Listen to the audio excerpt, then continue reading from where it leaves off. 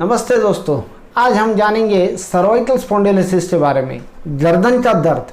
वैसे तो ये बीमारी बुढ़ापे की बीमारी मानी जाती है कि बुढ़ापे में उम्र के हिसाब से हड्डियां घस जाती है, स्नायुएं थक जाती है, जिसकी वजह से ये होती है। पर आजकल के रहन सहन और खान पान की वजह से काफ़ी छोटी उम्र में ये बीमारी दिखाई देती है।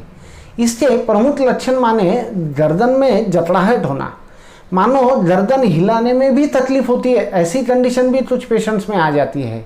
गर्दन में भयंकर दर्द होना, गर्दन और अपने दोनों शोल्डर तो सूजन आ जाना, दोनों हाथों में या किसी एक हाथ में चींटियां आना, टिंगलिंग या नमनेस सेंसेशन जैसी फीलिंग आना, इसके प्रमुख लक्षण है। इसी के साथ हाथों का वीकनेस, माने कुछ उठाने में कमजोरी महसूस करना हाथों की, ये इसके प्रमुख लक्षण माने गए हैं।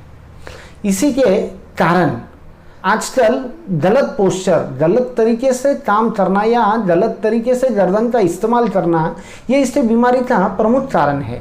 ज़्यादा मोबाइल का इस्तेमाल, गैजेट्स का इस्तेमाल, या फिर ये जो पोजीशन है, इससे आज ये बीमारी भी आई है एक मोबाइल सिंड्रोम नाम से, जिसमें गर्दन की पोजीशन इस तरह से रहने की वजह से ये सर्वाइकल स्पॉन्डिलोसिस हो जाता है। इसमें दोनों मंतों के बीच, दो हड्डियों के बीच की जो गादी होती है वो दब जाती है, सरक जाती है, पीछे जिसको स्लिप डिस्क कहते हैं, या फिर वो नस पे आ जाती है, वो गादी फट जाती है, एंड टीयर जिसको कहते हैं हम। ऐसे अनेक प्रकार की अवस्था इस बीमारी में देखी जाती है। इसका और एक प्रमुख कारण माने तकिए का ज़्यादा इस्तेमाल करना।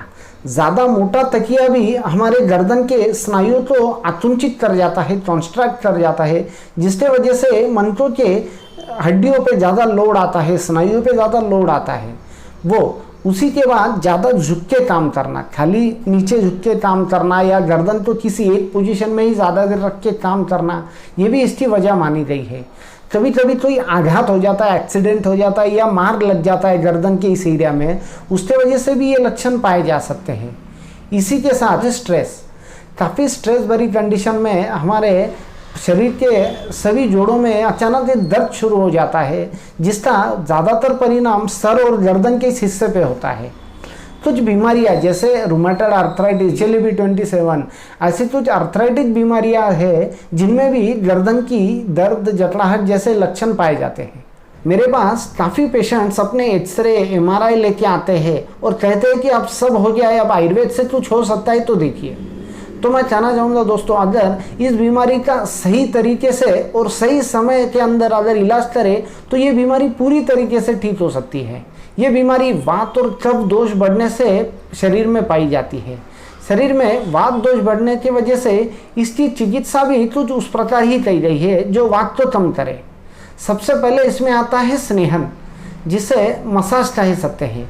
मेडिकेटेड ऑयल यानी दवाई से, वनस्पति दवाई से सिद्ध तेल का उस गर्दन पे हल्के से मसाज करना और उसके बाद स्टीम लेना यानी स्वेदन करवाना, ये इसकी प्रमुख चिकित्सा मानी गई है। स्टीम में भी शुरू में हम स्वेदन तो नाड़ी स्वेद से कर सकते हैं, उसके बाद षष्टिकशाली पिंड स्वेद नाम से ट्रीटमेंट आई है, जिसमें औषधि सिद्ध पोटली बना के हम उस जगह को सेकते हैं। इसके बाद हम करते हैं इसमें बस्ती, ये अर्ध चिकित्सा मानी गई है आयुर्वेद की। एक बस्ती अगर हम नियमित रूप से इसका कोर्स करें तो इस बीमारी को जड़ से ख़त्म करती है। मन्या बस्ती ये इस बीमारी की एक बहुत ही अच्छी ट्रीटमेंट आयुर्वेद में की गई है, जिसमें गर्दन के उस एरिया में जहाँ पे हमें प्रॉब्लम है, जहाँ पे दर्द, जकड़ाहट ज़्यादा है, उस एरिया में ये मन्या बस्ती यंत्र लगाया जाता है। उसको आटे से तो जिस तरह पैक किया जाता है कि वहाँ से ऑयल लीक ना हो, और उस ऑयल को एक नॉर्मल वार्म टेम्परेचर, जिसको तोष्ण कहेंगे हम, ऐसे टेम्परेचर का ऑयल उसमें बार बार पोर किया जाता है। इससे होता क्या है, इसमें उस स्थानिक माने जहाँ पे गर्दन की डिस्क बल्ज है, डिस्क स्लिप है, स्लिप डिस्क जिसको कहते हैं, उस डिस्क को आराम मिलता है, उस वहाँ के दर्द को आराम मिलता है, वो डिस्क की झीज जिसको बोले डीजनरेशन, वो भर के निकलता है, और वहाँ के स्नायुओं को, लिगामेंट्स, कार्टिलेज की ताकत बढ़ती है।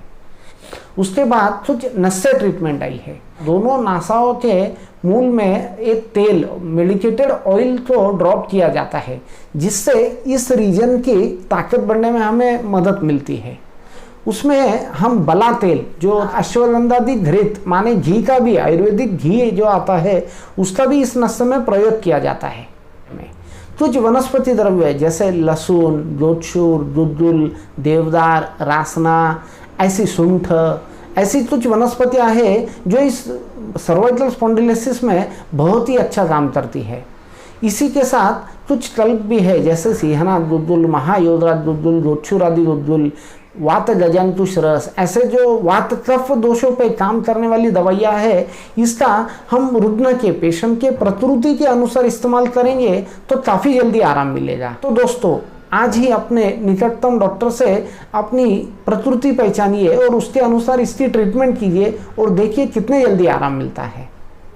आप हमारा ये YouTube चैनल लाइक कर रहे हैं, सब्सक्राइब कर रहे हैं, इसके लिए धन्यवाद। और अभी भी नहीं किया है तो आयुर्वेद से भरी जानकारी पाने के लिए इसे ज़रूर सब्सक्राइब कीजिए। Thank you.